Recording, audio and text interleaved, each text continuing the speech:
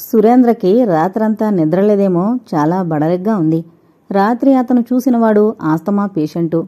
దగ్గుతో శ్లేష్మం అడ్డుపడి ఊపిరందక అతను బాధపడుతుంటే ఇంట్లో వాళ్లు అతన్ని మృత్యువు కోగులించుకున్నట్లే హళ్ళెత్తిపోయారు.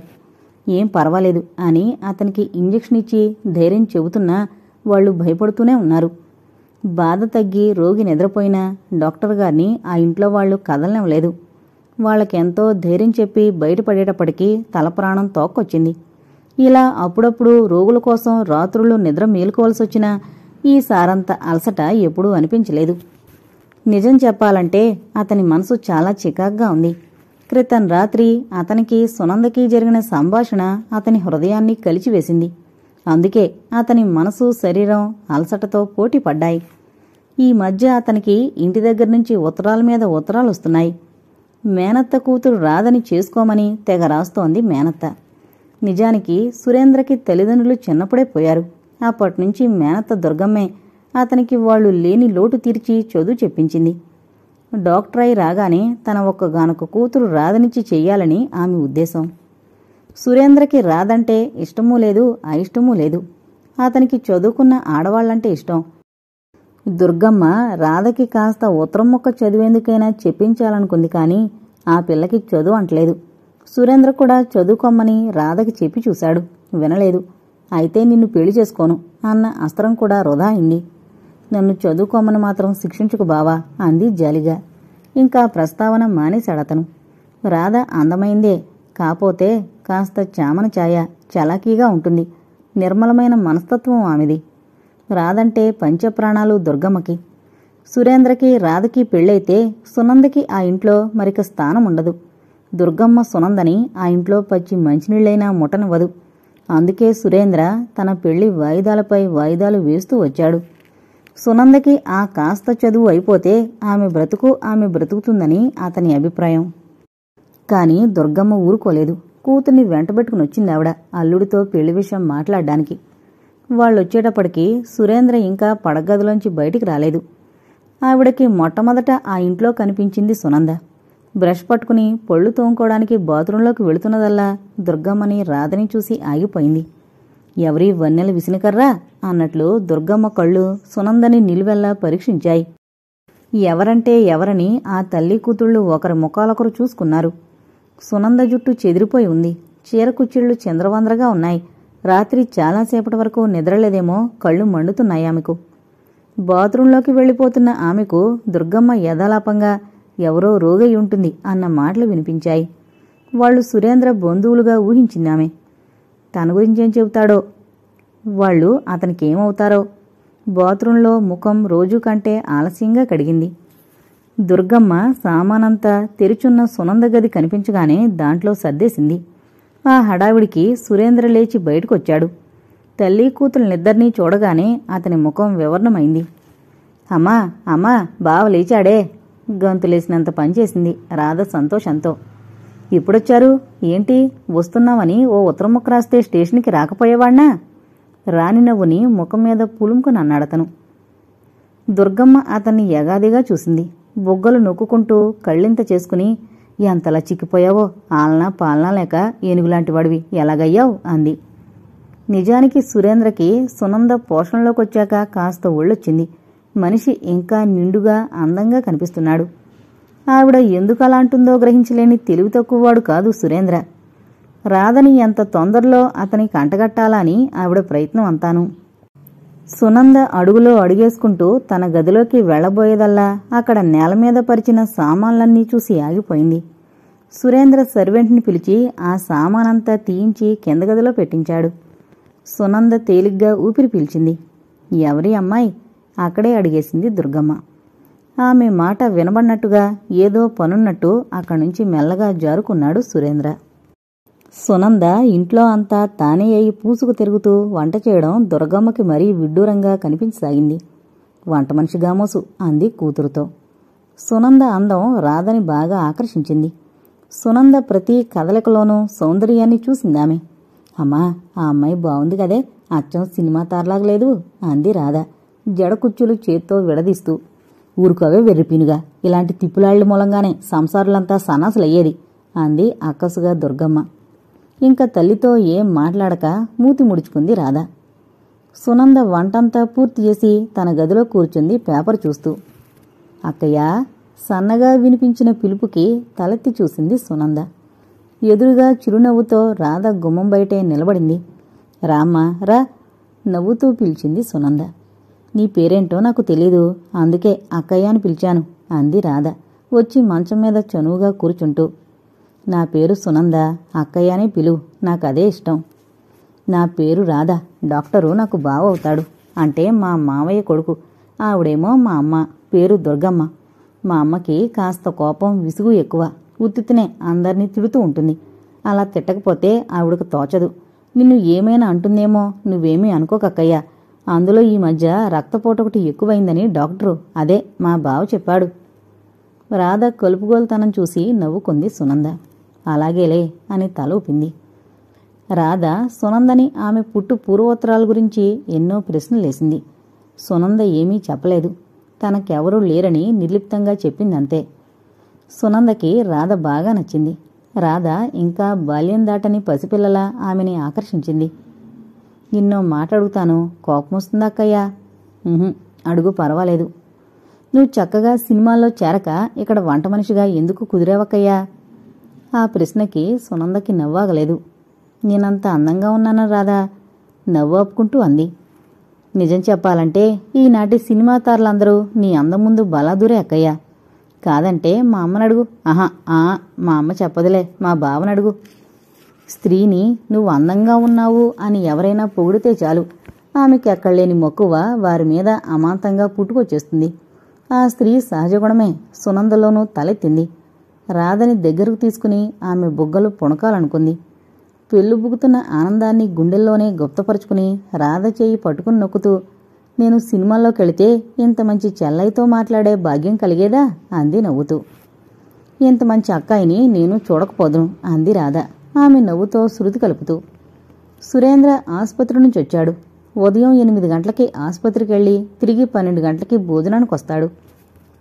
ఆసుపత్రి మేడ కింద భాగంలోనే ఉన్నా ఈ మధ్యలో ఇంటికి ఒక్క మాట కూడా రాడు. ఉద్యోగమే అంటాడు.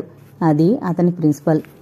బావొచ్చాడు, ఆకలిస్తోంది, అన్నం పెడుదుగాని రా, చెయ్యి పట్టుకు లాగింది రాధ.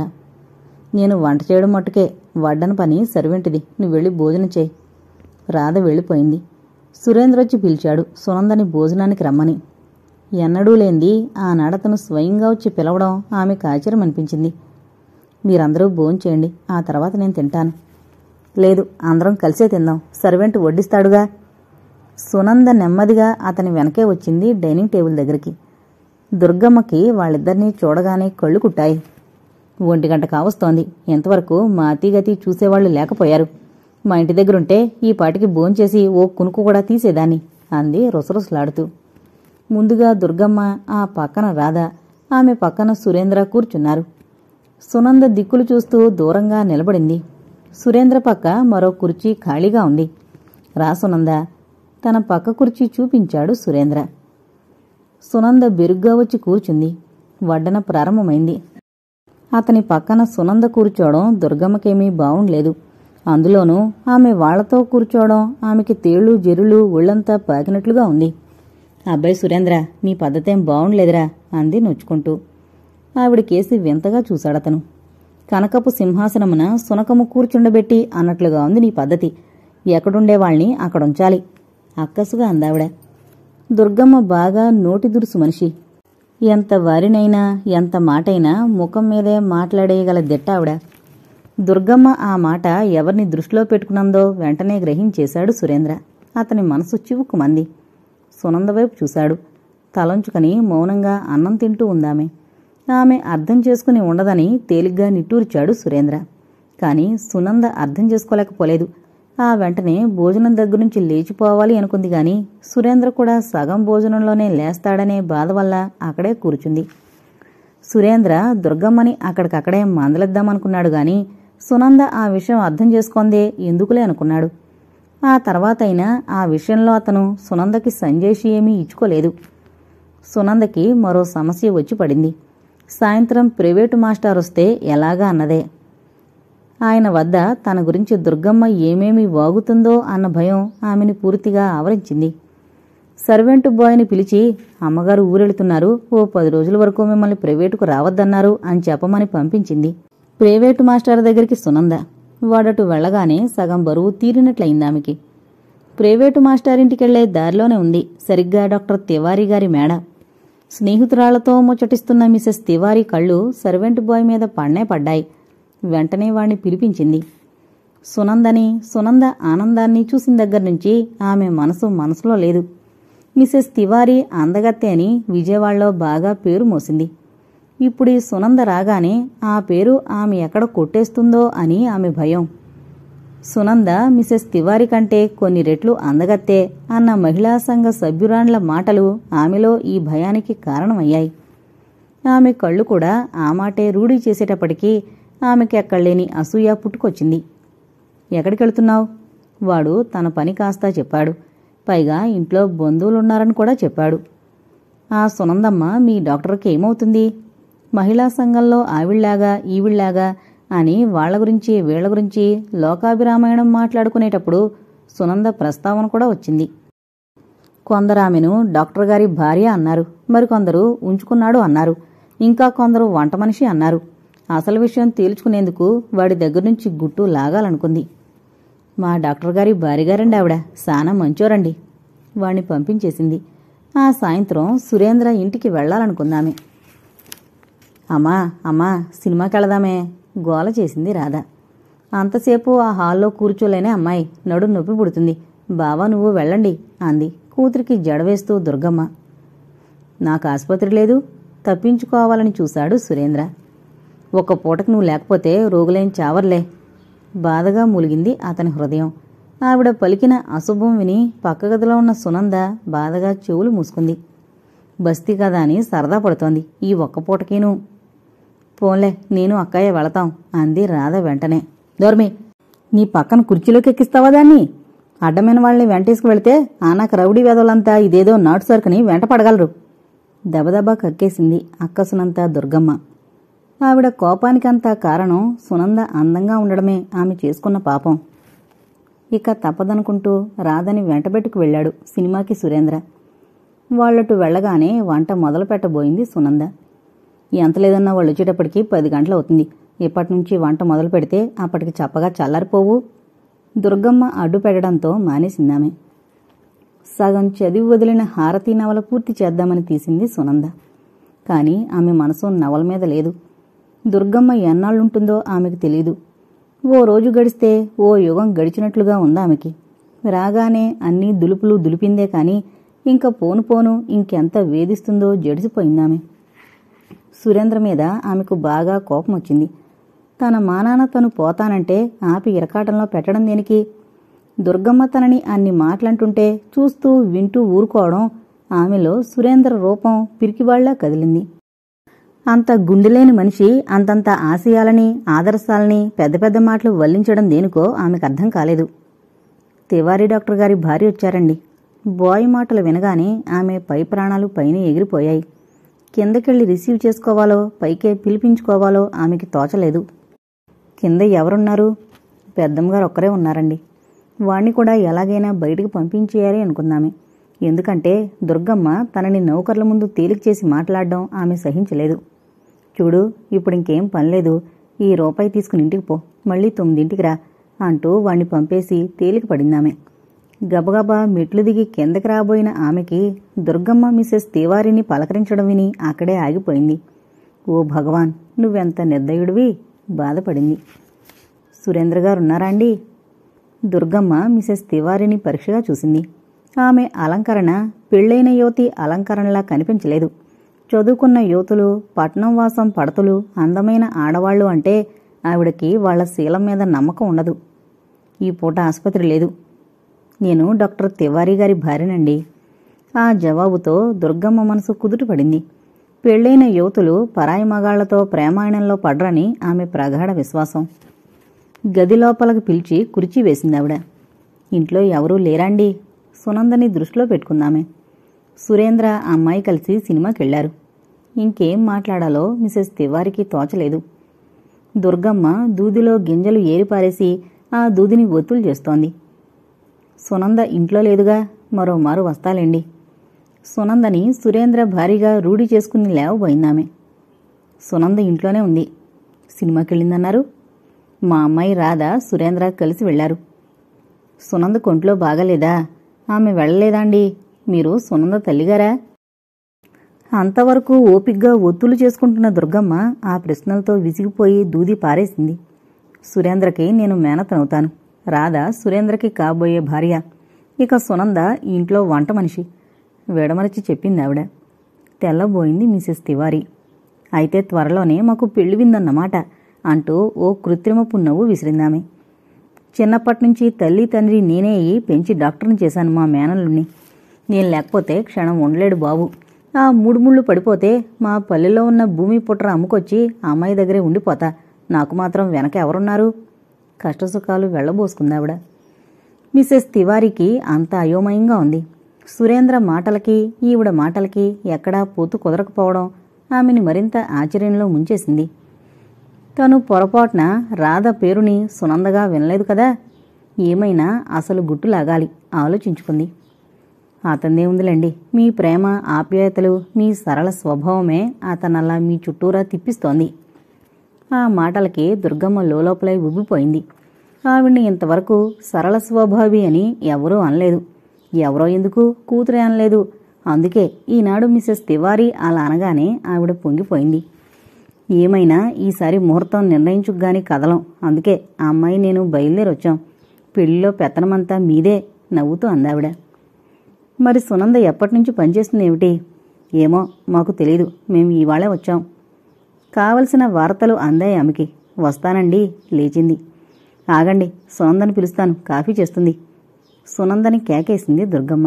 జవాబు రాలేదు. కేకల మీద కేకలు ఎన్నో వేసింది. ఫలితం కనపడలేదు. పైకే వెళ్లి వెతికింది. అయినా సునంద కనిపించలేదు. మిసెస్ తివారీకి ఇంకా అక్కడ కూర్చోవడం దండగనిపించింది. రేపు మహిళా మండల్లో చర్చనీయాంశం లభ్యమైంది. అది ఇంట్రెస్టింగ్ టాపిక్. సునంద సురేంద్ర భార్య కాదు, వంట మనిషి అన్న విషయం రూఢి అయింది. అది చాలు ఆమెకి మిడిసిపడ్డానికి, సునంద అందాన్ని దుయ్యబట్టడానికి, సురేంద్ర నీతిని కించపరచడానికి. విసుగ్గా లేచింది. దుర్గమ్మతో చెప్పకుండానే ఉత్సాహంతో గడప దాటిందామె. స్టీరింగ్ ముందు కూర్చున్న సురేంద్రకి తన పక్కన సునంద కూర్చున్నప్పుడున్న హాయి రాధ కూర్చున్నప్పుడు కలగలేదు. సునంద అతన్ని ఏ ప్రశ్నలు వేయకపోయినా, దారి పొడుగునా ఏం మాట్లాడకపోయినా ఆమె తన పక్కన కూర్చుందన్న తృప్తితోనే సాగిపోయింది కాలం. రాధ దారి పొడుగు, అవేమిటి, ఆ పెద్దగా ఉందే ఆ కొట్టేమిటి, ఆ సినిమా హాలు పేరేమిటి, ఆ బట్టల కొట్లో ఉన్న బొమ్మ బావుంది కదూ, అన్ని అంతస్తులుండే ఆ మేడేమిటి, ఇలా యక్ష ప్రశ్నలు వేసింది. అన్నింటికీ ఓపిగ్గా సమాధానాలు చెప్పాడతను. ఇంతకు ఏ సినిమాకెళదాం? సినిమాకెందుకులే, ఒక్కమారు ఊరంతా తిప్పు చూస్తా. తనతో ఊరేగాలని సరదా పడుతోంది కాబోలు. ఈ మొక్క అక్కడే చెబితే పోలే, ఆసుపత్రి చూసుకు మరీ వెళ్లేవాడు విసుక్కున్నాడు లోపల. సరాసరి కారును కాళేశ్వరరావు మార్కెట్ దగ్గరికి పోనిచ్చాడు. వస్త్రాలత దగ్గర కారు పార్క్ చేసి ఇద్దరూ కాలినడకన బయలుదేరారు. రాధ ఓ జాంకాయ కొనుక్కొని తినబోయింది. ఇంకా చిన్నతనం పోలేదు అన్నాడు నవ్వుతూ. నాకెన్నేళ్ళొచ్చాయమ్మా? ఇంకా 15వ ఏడన్నా నిండలేదు అంది బొంగమూతి పెట్టి రాధ. అది నీకు మాత్రం, మీ అమ్మకింకా నువ్వు 10 ఏళ్ల పిల్లవే. ఓ బావా, మరీ అంత చిన్నపిల్లగా మా అమ్మ అనుకుంటే 25 ఏళ్లవాడివి నీకెందుకిచ్చి పెళ్లి చేస్తానంటుంది? పెడీమని చెంపకాయ కొట్టినట్లయింది అతనికి. మరేం మాట్లాడలేదతను. రాధ గులాబీలు కొనుక్కుంది. ఇద్దరూ ఓ బట్టల కొట్లోకెళ్లారు. 2 ఓణీలు కొన్నాడు సురేంద్ర. సునందకి ఓ చీర కొనాలనిపించింది. కానీ దుర్గమ్మ గుర్తొచ్చి మానేశాడతను. రాధ ఫ్యాన్సీ స్టోరులో రాధాకృష్ణుల బొమ్మ ఒకటి కొంది. సురేంద్ర డబ్బివ్వబోతే ఇవ్వనివ్వక తనే డబ్బిచ్చి కొంది దాన్ని. అది తనకిద్దామని కొన్నదేమో అనుకున్నాడు సురేంద్ర. ఎవరికోసమో ఈ బహుమతి? ఎవరికోసమో ఎందుకు, నాకోసమే. ఆ సమాధానానికి చిన్నబోయాడతను. హోటల్లో కాఫీ టిఫిను తీసుకున్నారు. విజయవాడంతా కలిపి ఇంతేనా ఏంటి? నువ్వు చూస్తానంటే చూడాల్సినవి చాలా ఉన్నాయి. చీకటి పడుతోంది, ఇంటికి పోదాం. కాసేపు ఎక్కడైనా విశ్రాంతిగా కూర్చుందాం. గాంధీహిల్కి పోదాం. ఇద్దరూ ఓ మూలకెళ్ళి కూర్చున్నారు. అతని మనసంతా సునంద మీదే ఉంది. దుర్గమ్మ ఏమేం మాటలంటుందో అని బాధగా ఉందతనికి. బావా, ఏంటి? నిన్నెక్కడికి ఎందుకు తీసుకొచ్చానో తెలుసా? సురేంద్ర ఆశ్చర్యంగా చూశాడు. నీతో ఓ విషయం చెప్పాలి. ఏంటది? నేనంటే నీకిష్టమేనా? చెప్తానని ప్రశ్నిస్తావేం? చెప్పడం తర్వాత ముందు నా ప్రశ్నకి జవాబు చెప్పు. ఎందుకిష్టం లేదు? అదిగో అలా తప్పుకోకు, సూటిగా చెప్పాలి. ఇష్టమే. నన్ను పెళ్లి చేసుకునేందుకు నీకిష్టమేనా? నాకిచ్చి చెయ్యాలని మొదట్నుంచి మీ అమ్మ ఆలోచనేగా. అమ్మ సంగతి కాదు, నీ సంగతి. మీ అమ్మ నీ కోసం నన్ను చదివించిందన్న సంగతి మరిచిపోయావా? అందుకని నీ వ్యక్తిత్వాన్ని చంపుకుంటావా? ఈరోజు నువ్వేంటో వింతగా మాట్లాడుతున్నావు రాదా. ఇదిగో, నువ్వు చెప్పలేవు కానీ నేను చెబుతున్నా విను. బావా, నువ్వంటే నాకు చాలా చాలా ఇష్టం. కానీ అలాగని నిన్ను పెళ్లి చేసుకోలేను బావా. ఎందుకంటావా? నువ్వు నాకంటే 11 ఏళ్లు పెద్ద. చిన్నప్పుడు నువ్వు నన్ను ఎత్తుకుని ముద్దు పెట్టుకుని ఆడించావు. బావా అని పిలుస్తున్నానే కాని నీ మీద మరోలాంటి భావం లేదు బావా. అందుకే నిన్ను చూస్తే నాకు కాబోయే భర్త అనే భావం కలగడం లేదు. బావా, నీకు బాధగా ఉన్నా సరే ఓ విషయం చెబుతున్నాను. నాకు గోపాలం బావంటే ఇష్టం. అతను నాకంటే 4 ఏళ్లు మాత్రమే పెద్ద. ఆ పల్లెల్లో, ఆ పొలాల్లో అలా అలా తిరుగుతూ పొలాల్లో కష్టించి పనిచేయడంలోనే నాకు హాయి కనిపించింది బావా. నేను ఈ పట్నవాసంలో బ్రతకలేను. నన్ను క్షమించు బావా. రాధ ఇన్ని మాటలు చెబుతుందని గాని తన భవిష్యత్తును గురించి తనే ఆలోచించుకుంటుంది అని గాని ఎన్నడూ ఊహ మాత్రంగానైనా అనుకోలేదు సురేంద్ర. రాధ అతనికి ఈనాటి వరకు అమాయకంగా ఆడేపాడే పసిపిల్లగానే కనిపించింది. అందుకే ఆశ్చర్యంతో అవ్వక్కయి ఆమెనే చూస్తుండిపోయాడు. నా మీద కోపమొచ్చింది కదూ? తేరుకున్నాడతను. లేదు లేదు రాధా, నిన్ను ఆశీర్వదిస్తున్నానమ్మా మనసారా అన్నాడు. నువ్వెంత మంచివాడివి బావా, కన్నీళ్లు తుడుచుకుంటూ అంది రాధ. అయితే ఈ విషయం అమ్మతో చెప్పి ఒప్పించాలి బావా. నేనా? అవును. అమ్మ ఓ పట్టాన ఒప్పుకోదు. నన్నన్నా వదులుకుంటుంది గాని నిన్ను వదలదు. రాధా, నేను వద్దంటే కృతజ్ఞుణ్ణని భావించడమే. నీ మీదెందుకు, నా మీదే పెట్టు. అలా పెడితే మీ అమ్మ నీకు దూరం అవుతుంది. అమ్మ లేకపోతే నేనుండలేను బావా. అలా అని గోపాలం బావని వదులుకోలేను. ఇరకాటంలో పడిపోయాడు సురేంద్ర. ఆలోచిస్తా. సరే, లేచాడతను. ఆలోచిస్తానంటే కాదు, గోపాలం బావే గనక నాకు దక్కకపోతే నేను బతకలేను. రాధ లేచింది. కారు నడుపుతున్నాడే కాని మనసంతా రాధ సమస్య మీదే ఉంది. రాధ సమస్య పరిష్కారం కావాలంటే ముందు తన వివాహం కావాలి. ఎలా? అది ఎలా సాధ్యం? సునంద అతని కళ్ళల్లో మెదిలింది. అతని మనసంతా హాయిగా ఉంది. సునందని చేసుకుంటే సునంద ఒప్పుకుంటుందా? తను మాత్రం గాఢంగా ప్రేమిస్తున్నాడు. ఆ ప్రథమ వీక్షణంలోనే ఆమె మీద అనురాగం అంకురించింది. అత్తయ్యడల కృతజ్ఞతాభావం ఆ ప్రేమని ఇన్నాళ్లు మరుగు చేసింది. ఇక అడ్డేమిటి? సునంద తలంపే స్వర్గంలా ఉంటుంది. ఆమె లేకపోతే తను బతకగలడా? సునందని ఈరోజే ఈ రాత్రే అడగాలి. ఏమంటుంది? సిగ్గు దొంతరల్లో తేలిపోతుంది. ముఖం చేతుల్లో కప్పుకొని తన కౌగిలిలో కరిగిపోతుంది. బావోయ్, ఇదే ఇల్లు, ఇంకా పైకి పోనిస్తున్నావేమిటి? ఇదే ఇల్లు. రాధ కొదపడంతో ఈ లోకంలోకొచ్చిపడి సడన్ బ్రేక్ వేశాడు సురేంద్ర.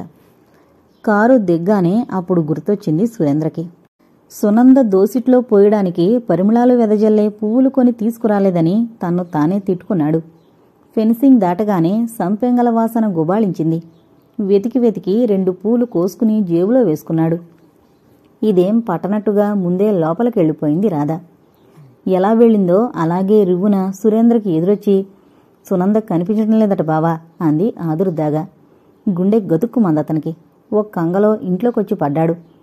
దుర్గమ్మ వంట ప్రయత్నంలో ఉంది. సునంద లేదా? అడిగాడు గాబరాగా. వాళ్లు వెళ్లిన తర్వాత ఇంట్లో ఏం జరిగిందో అంతా చెప్పిందావిడ తాపీగా. మంచిదాన్ని కుదుర్చుకున్నావు. చెప్ప పెట్టకుండా పారిపోవడం ఏమిటి? ఏమున్నాయో ఏం పోయాయో చూసుకోండి అంది మందలింపుగా దుర్గమ్మ. అంతవరకు ఓపిగ్గా విన్న సురేంద్రకి ఆ మాట అనగానే ఒళ్ళు మండింది. నువ్వొచ్చినప్పటినుంచి ఆమెను ఏదో విధంగా చిత్రవద చేస్తూనే ఉన్నావు. నీ ముందు ఎంత సామాన్యురాలైనా ఆగలేదు. సునంద పౌరుషంగల్ది, అభిమానవతి. ఎక్కడికెళ్ళిందో ఏమో గబగబా అనేశాడు కోపంగా. ఎక్కడ్నుంచొచ్చిందో అక్కడికే వెళుతుంది. పాపం, నీకెందుకంత బాధ? దురుసుగా అంది దుర్గమ్మ. ఎక్కడికెళ్తుంది? నేను తప్ప ఆ నిర్భాగ్యురాలికి మరో ఆత్మీయులంటూ ఎవరూ లేరు. అంటే? రెట్టించింది దుర్గమ్మ. ఏంటమ్మా నువ్వు మరీను? బావ మనసు బాగలేదు, నువ్వు ఊరుకో అడ్డొచ్చి మందలింపుగా అంది రాధ. సురేంద్ర పైకెళ్ళి గదులన్నీ వెతికాడు. సునందా, సునందా అంటూ బిగ్గరగా పిలిచాడు. ఏదో గుర్తుకొచ్చిన వాళ్ల కారుకేసి పరిగెత్తాడు. సర్వెంట్ ఎదురొచ్చాడు. వాణ్ణి సునంద గురించి అడిగాడు. తనని ప్రైవేటు మాస్టార్కి చెప్పిరమ్మని పంపిన మాట చెప్పాడు. అక్కడ్నుంచి తిన్నగా బస్టాండ్కి పోనిచ్చాడు. అక్కడ సునంద కనిపించలేదు. రైల్వే స్టేషన్కి పోనిచ్చాడు. అప్పుడే ఓ ట్రైనొచ్చి ఆగినట్టుంది. ఎక్కేవారు ఎక్కుతుంటే దిగేవారు దిగుతున్నారు. ప్లాట్ఫామ్ అంతా హడావిడిగా జనంతో నిండిపోయింది. అయినా సునందని గుర్తించడం అంత కష్టం లేదనుకున్నాడు. ఆమె అందం అలాంటిది మరి. ఫలితం శూన్యం. కారుని బ్యారేజీ మీదకి మళ్లించి ఓ చోట ఆపి ఆ కృష్ణానదికేసి చూస్తూ నిలబడ్డాడు. చల్లని పిల్లగాలి మాటిమాటికి వచ్చి అతన్ని ముద్దు పెట్టుకుని వెళ్ళిపోతోంది. చంద్రుడు తన తార చెలితో సరసమాడుతున్నాడా అన్నట్లుగా వెలిగిపోతున్నాడు. చేతులు కాలాక ఆకులు పట్టుకుని ఏం లాభం? ముందు విషయం ఆలోచించు. వెన్ను తట్టింది కర్తవ్యం. మాతో పనిలేదా అని తమ పరిమళాలతో గుర్తు చేశాయి సంపెంగలు. పువ్వులు తీసి బాధగా నీటిలోకి విసిరేశాడు. ఆప్యాయంగా ఆ పువ్వులనందుకుని తలలో తురుముకుని నదీకన్య అనురాగంతో సముద్రుని కౌగులి కోసం ఉరకలు వేస్తూ వెళుతున్నట్లు అనిపించింది అతనికి. ఇంకక్కడ నిల్చోలేకపోయాడు. కారుని ఇంటివైపు పోనిచ్చాడు. బట్టలు మార్చుకుని జుట్టులో వేళ్లు దూర్చి ఆలోచిస్తూ కూర్చున్నాడు. భోజనానికి రావు బావా? రాదొచ్చి పిలిచింది. ఆకల్లేదు. బాధపడకు బావా, తిన్నంతే తిను, నీరసం వస్తుంది. నన్ను విసిగించక. ఒక్క మనిషి కోసం నువ్విలా తిండి తెప్పలు మాని కూర్చుంటే నీ మీద ఆధారపడ్డ రోగులంతా ఏమైపోవాలని? అందరికీ నేనున్నాను, కానీ నాకెవ్వరూ లేరు నిట్టూర్చాడు. రాధ మానుపడిపోయింది. బావ బాధంతా సునంద గురించే. ఓ వంట మనిషి కోసం అంత బాధెందుకు? సునంద అసలు వంట మనిషేనా? బావ సునందని ప్రేమించడం లేదు కదా? అలా అయితే మరి నేను సునందని ప్రేమిస్తున్నాను అని ఇందాకెందుకు చెప్పలేకపోయాడు? పైగా తనని చేసుకునేందుకు సుముఖత చూపాడు. అంటే తమకి కృతజ్ఞత చూపడానికా? ఎటూ నిర్ధారించుకోలేకపోయిందామె. కిందకెళ్ళి పాలు తీసుకొచ్చింది. తాగాడతను. బావా, రేపు నేను అమ్మతో అంతా చెప్పేదెలిచాను. నిన్ను నా విషయాల్లో ఇంకా బాధించడం లేదు. మంచిది రాదా, నువ్వు సుఖంగా ఉండడమే నాకు కావలసింది. నువ్వో చక్కని అమ్మాయిని చూసి త్వరలో పెళ్లి చేసుకో బావా. నేనా? ఆ అదృష్టం లేదు రాదా. నేను ఎవరినైతే ప్రేమిస్తున్నానో వాళ్ళు నాకు దూరమైపోతున్నారు. మీ అక్కయ్య పుట్టగానే ఆమె నేను భార్యాభర్తలం అనుకున్నారట అందరూ. అలానే ఆమె దూరమైపోయింది. ఇప్పుడు ప్రత్యక్షంగా చూసావుగా సునంద. సునంద రెట్టిచ్చింది కుతూహలంగా రాధ. సునంద నా దేవత. నేను దురదృష్ట జాతకుణ్ణి రాధా. అతన్ని ఎలా ఓదార్చాలో ఆమెకి తెలియలేదు. ఆమెకో ఆలోచన తట్టింది. సునంద గురించి పేపర్లో వేయిస్తే అంది. ఎడారిలో వయోశిశులా అనిపించింది ఆమె సలహా అతనికి. ఆమె చెప్పేంతవరకు ఆ విషయం తనకి తట్టనందుకు కొంచెంగా సిగ్గుపడ్డాడు. అమూల్యమైన ఆమె సలహాకి ఆమెని అభినందించకుండా ఉండలేకపోయాడు. పేపర్లో ప్రకటన చూడగానే సునంద ముఖం అరవిందంలా విప్పారింది. ఆనాటి రాధ మాటలు చటుక్కున గుర్తుకొచ్చాయి. నువ్వు చక్కగా సినిమాలో చేరక ఇక్కడ వంట మనిషిగా ఎందుకు కుదిరేవక్కయ్యా? నిజం చెప్పాలంటే ఈనాటి సినిమా తారలందరూ నీ అందముందు బలాదూరే అక్కయ్యా. ఆమెలో ఆశలు రేకెత్తాయి. మరొక్కమారు మళ్లీ ఆ పేపర్లో ప్రకటన చదువుకుంది. మేము తీయబోయే చిత్రంలో నటించుటకు కొత్త నటీనటులు కావలను. అందం, అభినయ చాతుర్యం గల స్త్రీ పురుషులు వెంటనే మాకు రాయండి. నిర్మాత ఉదయని ప్రొడక్షన్స్, మద్రాస్ 25. వెంటనే ఆ నిర్మాత అడ్రస్ నోట్ చేసుకోవాలనుకుంది సునంద. పెన్ను కాగితం దగ్గర లేవు. సునంద ఆ కంపార్ట్మెంట్లో ఎక్కిన దగ్గర్నుంచి ఆమెని నకసిక పర్యంతం పరీక్షగా పరికిస్తోంది ఎదుటి సీట్లో కూర్చున్న ఓ స్త్రీ. అందుకే సునందకి ఏం కావాలో ఇట్టే గ్రహించేసిందామె. జాకెట్కున్న పెన్ను తీసి ఇవ్వబోయిందామె. సునంద అప్రయత్నంగా ఆమె దగ్గర్నుంచి పెన్ను తీసుకుంది. కానీ అంతలోనే నాకు పెన్ను కావాలని ఈవిడికెలా తెలుసబ్బా అనుకుంటూ ఆశ్చర్యంగా ఆమె కేసి చూసింది. పేపర్ కావాలంటే ఉంచేసుకోండి, నాకు అవసరం లేదు అందామె. సునంద చదివే పేపరు ఆమెదే. ఊసిపోక ఆమెనడిగి పేపర్ తీసుకుంది. థ్యాంక్స్ అంటూ పెన్నిచ్చేసింది సునంద. నో మెన్షన్ అందామె. ఏదో స్టేషన్లో రైలాగింది. ఆమె ఓ సోడా తాగింది. కొన్ని చాక్లెట్లు కొంది. 2 సునందకిచ్చింది. రైలు బయలుదేరింది. ఎక్కడ్నుంచొచ్చాడో కాని అమాంతంగా టికెట్ కలెక్టర్ ఆ పెట్లో ప్రత్యక్షమయ్యాడు. సునందకు పై ప్రాణాలు పైనే పోయాయి. ఎప్పుడా ఇంటి నుంచి ఊర్నుంచి తప్పించుకుందామా అన్న కంగారులో కనిపించిన రైలెక్కిందే తప్ప తను దిగవలసిన గమ్యమేమిటో ఎక్కవలసిన రైలేమిటో ఊహించుకుని ఆ రైలు ఎక్కలేదామె. ఇహ టిక్కెట్ కొనే ఆస్కారం ఎక్కడుంది?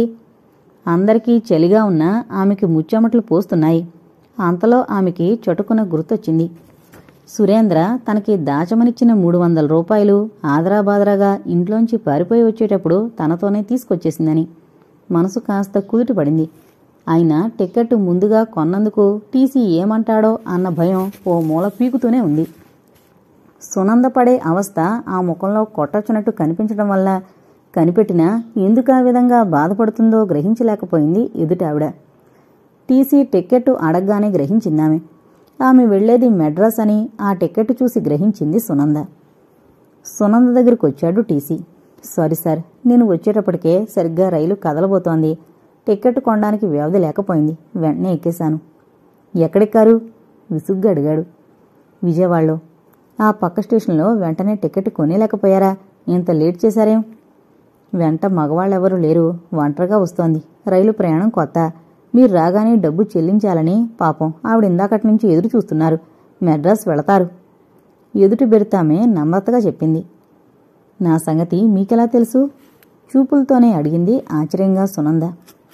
అయితే చాలా కట్టాల్సుంటుంది. అతను అడిగినంత చెల్లించి బ్రతుకుజీవుడా అని ఊపిరి పీల్చుకుంది సునంద.